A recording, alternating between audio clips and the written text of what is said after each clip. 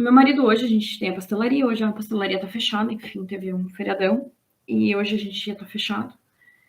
E ele resolveu fazer umas reforminhas ali dentro que ele tava precisando, ele decidiu pintar e arrumar uns negócios.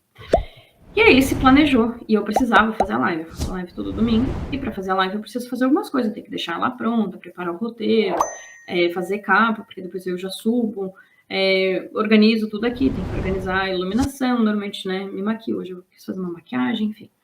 E aí eu combinei com ele, que ele, né, deveria vir para me ajudar com a Lisa até tal horário. E isso não aconteceu.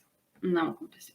Por isso que eu me atrasei muito, assim. E aí, enfim, quando eu tava vindo com ele, pra então eu passar a bola pra ele, a bola chamada Liz, ele tava muito irritado, assim, eu vi que ele tava irritado, o tom de voz dele tava irritado, ele tava agitado, eu perguntava um negócio, ele não deixava nem eu terminar de falar, ele já respondia, ele tava bem ansioso. E eu questionei, assim, o que tava acontecendo com ele, que ele tava tão chateado. E aí ele falou, né, esposo de psicóloga já tem automaticamente mais autoconhecimento, assim. E aí ele falou que, na verdade, ele tava irritado porque ele não tinha dado conta de fazer tudo que ele tinha se disposto, né, planejado para terminar. E ele não terminou. E aquilo estava deixando ele muito irritado, que é a maneira que ele lida com a ansiedade dele, né? Então ele estava se culpando, enfim. Mas ele teve que ficar com a Liz, não tinha chance, porque aí eu também já, né, também tinha as minhas coisas para fazer. E aí eu falei para ele justamente isso, que é isso, né? Não só a vida de pai e mãe, mas normalmente no nosso dia a dia, sempre vai ficar um vazio. Sempre vai ficar. Então a gente faz um planejamento, a gente acorda de manhã às vezes motivada, e hoje vai dar tudo certo, eu vou me esforçar e daqui a pouco, pá, não deu. E não deu. E daí? E a cadeira vazia? Como que a gente vai ficar? Porque, na verdade, a analogia da cadeira vazia, ela só representa um ponto incompleto que nos gera insatisfação. E como lidar com essa insatisfação? Será que é correndo para tentar preencher? Para não ficar nenhum buraquinho? Essa live hoje ela é uma oportunidade para vocês, assim. Ela é a grande oportunidade de vocês pararem de aumentar os problemas. Pararem de ficar correndo atrás de preencher o vazio. A gente tem que manter o foco, seguir o nosso objetivo, mesmo com a cadeira vazia. Mesmo estando insatisfeito. Mesmo estando ansiosos e irritados, porque, no fundo... Então, assim, a gente queria ter deixado as coisas da melhor maneira possível, mas não foi possível. E a gente segue mesmo assim. A live de hoje é sobre isso. E aí eu vou explicar como seguir. Mas antes, eu queria trazer um outro dado que vai fazer toda a diferença nessa explicação que eu tô trazendo. Um dia eu estava lendo um artigo que eu achei muito bem escrito, se der eu trago em outro momento aqui para vocês, que era um doutor de psicologia positiva, e ele estava falando, fazendo uma analogia o que era felicidade e por que a gente se sentia feliz, assim, completo, né, satisfeito, ou se sentia frustrado. E aí ele falou que, na verdade, para medir a felicidade, ou eu vou dar o nome de sucesso, também ela serve nessa situação, ela tem uma conta matemática bem simples. Eu vou mostrar aqui para vocês, vamos ver se fica claro. Dá para enxergar? Não sei se está invertido, tá?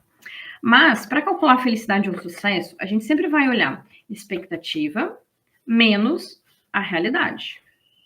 Vou mostrar aqui para o YouTube para ficar gravadinho. Expectativa menos a realidade. Então, vamos imaginar que eu me planejei. Vou pegar o exemplo do meu marido. Ele se planejou hoje para fazer a reforma dele lá. Ele estava pintando a parede, consertando umas coisinhas, instalando umas prateleiras. Então, ele tinha uma expectativa. Ele fez o planejamento dele. Infelizmente, a vida não se comporta como a gente quer, né? Tem uma live sobre isso, inclusive, né? Então, a vida é a vida. Aí, a realidade foi que ele não deu conta de cumprir a expectativa dele. Esse pedacinho de falta de realidade, vamos dizer assim, esse pedacinho que ele não cumpriu, pelo fato de ter faltado, né? Porque faltou esse pedaço, vai gerar nele frustração. E sabe qual é o maior perigo da gente sentir frustração? Porque a gente associa essa sensação, esse pedacinho que faltou, a gente associa a fracasso. Como se ele não tivesse sido bom o suficiente de ter dado conta. Quando, na verdade, não é isso. Às vezes tem vários fatores que influenciam e que a gente não dá conta. Às vezes até um mau planejamento pode ter influenciado. Então não quer dizer que ele não foi bom o suficiente. Talvez não tenha sido bom o suficiente em planejamento. Mas, enfim, não tem a ver com a competência dele a sensação de frustração.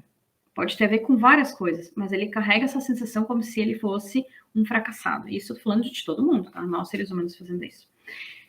Então, como a gente tem essa sensação de felicidade? Como a gente tem essa sensação de sucesso? Aí vamos para o outro cálculo matemático. Sempre lembrando, expectativa menos realidade. Eu preciso regular, primeira coisa, a minha expectativa. Se a minha expectativa antes era grandona, agora eu preciso entender que ela não vai se comportar da maneira que eu gostaria. Quer ver uma coisa? Hoje eu sou trabalhada na terapia, né? Então eu regulo normalmente as minhas emoções com a autoconsciência, assim. O que eu sei da minha personalidade? Eu não me orgulho, eu gostaria de ser melhor, mas eu não sou melhor. Então, uma coisa da minha personalidade, eu sou uma pessoa mais lenta. Sabe quando a gente entra numa empresa, ou até quando a gente recebe um funcionário e a gente percebe, essa pessoa é ágil? Eu não sou ágil, não sou mesmo. Não é um ponto meu de diferencial. Mas, em contrapartida, eu não sou ágil, mas eu costumo ser muito mais excelente porque eu acabo sendo mais lenta, porque eu foco nos detalhes, enfim. Então, talvez eu não possa trabalhar com nada que exija muita agilidade, muita rapidez, porque talvez eu não vá ser realmente muito boa. Quando eu faço isso, por exemplo, um planejamento, vamos pegar o exemplo do meu marido ainda. Se ele vai estar fazendo um planejamento para ele consertar as coisas, meu marido também não é ágil, porque ele é bem detalhista, em vez dele ter planejado fazer tudo o que ele gostaria, ele tinha que ter tido uma expectativa menor, sabendo que ele vai demorar mais. Se eu dei uma expectativa menor e eu vou trabalhar a minha realidade. Se eu não dei conta, a minha realidade ficou menor, eu posso pensar como melhorar, então.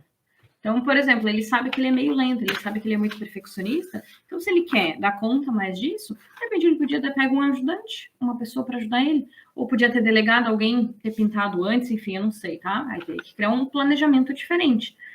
Aí o que acontece? Ele diminui a expectativa dele, ele aumenta a realidade, né? Porque ele dá conta de mais coisas, e aí sobra um pedacinho.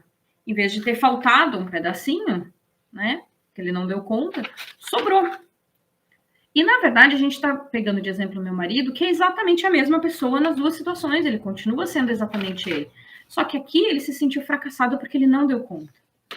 Se ele regular a expectativa, se ele regular a realidade, ele consegue fazer sobrar. E aí, essa sobra é que vai dar a sensação de que ele conseguiu atingir o que ele queria. Então, isso vai fazer ele perceber ou sentir que ele atingiu o sucesso. E eu coloquei escrito aqui sensação, porque é importante a gente levar isso em conta.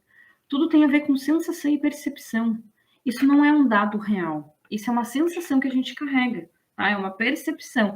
E aí, em vez de se sentir fracassado, ele vai olhar para ele e vai se sentir orgulhoso. Então, ele não mudou a pessoa que ele era. Ele não se tornou um cara, um super-herói. Ele apenas regulou algumas questões importantes. Tá? Bom, dito isso, né, sobre a importância da gente regular as sensações a partir daquilo que a gente interpreta da situação, agora eu vou falar como que a gente vai trazer isso para o dia a dia. Então, deixa eu trazer um outro exemplo. Eu vou trazer isso, eu vou colocar isso num post, assim, porque é muito real que isso acontece. Pode parecer que não, mas tudo tem a ver com percepção. A percepção que a gente dá de fracasso ou de sucesso, a gente escolhe baseado naquilo que a gente enxerga, né? Então tem uma foto que é de um pódio e tem um menino em primeiro lugar e um menino em segundo. E o menino em primeiro lugar, ele tá com uma carinha meio de triste, assim, tipo, sabe, tanto faz, tanto fez, tô ali, sabe, não tem nada demais, sem nenhuma empolgação no primeiro lugar. E aí vem na minha cabeça, quando a gente olha a foto, várias notas boas que a gente tirava quando era pequena e a gente ouvia aquela linda frase dos nossos pais, né? Não fez mais que a tua obrigação. Ou seja, tirava da gente toda a sensação de sucesso que a gente tinha. E às vezes é importante essa sensação de sucesso, porque isso aumenta a nossa estima. Faz a gente se sentir competente, segura de que a gente dá conta, né? Então eles tiravam a nossa... destruíam a nossa autoestima. Claro, não era proposital. Mas enfim, né? A gente foi carregando que não fez mais que a obrigação. Então aquele menino no primeiro lugar do pódio é a representação perfeita disso, de que estar aqui é só minha obrigação. Não tem nem nada demais, não tem mérito. Em contrapartida, tinha um menino no segundo lugar. E o menino no segundo lugar estava muito feliz. Muito, muito, muito, muito feliz. Super orgulhoso. E aí, se tu parar e pensar, o menino do primeiro lugar, ele estava numa posição melhor que o segundo. Por que ele não estava mais feliz?